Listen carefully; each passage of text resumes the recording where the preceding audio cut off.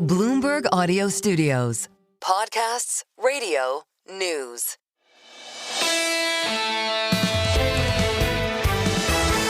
A single best idea. Let me start with a vignette. Today was a perfect example. I once said to the founder of Bloomberg News, Matt Winkler, I said, Matt, 30 years ago, do you understand you invented Twitter? And what I meant by that is what was invented on the Bloomberg terminal. People go, why does this thing exist? Why is it the foundation of everything we do at Bloomberg LP and Bloomberg News? And the answer is the immediacy of the headlines. So this morning, with all that's going on, with what we've learned is two cargo ships seized by the U.S. Coast Guard cutter Monroe and others in the North Atlantic. Think Tom Hanks in that wonderful movie, and also in the Caribbean. The basic idea here is the headlines are everything.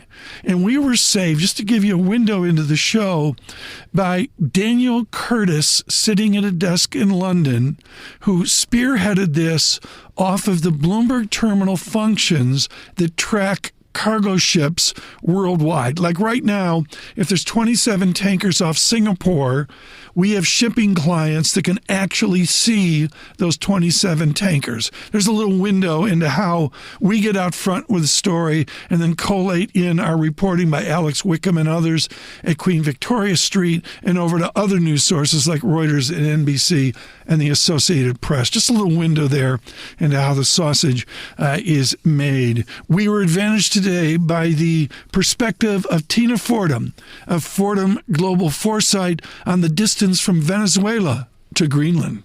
So it's bewilderment. I think that Europe and European leaders are genuinely struggling to find a vocabulary to respond. And as you know, there's a meeting going on right now, the so-called Coalition of the Willing, to discuss Ukraine and the future of Ukraine and this, this deal that's been under discussion.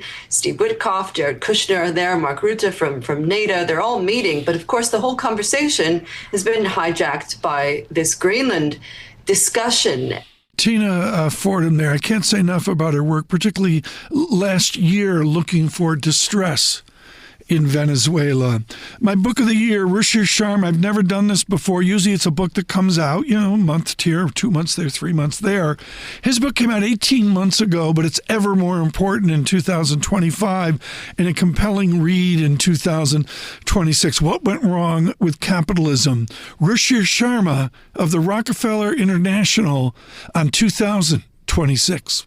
If you look at what's happening in the world over the past year, that America is withdrawing from the global trade system, but the rest of the world is learning to trade without America.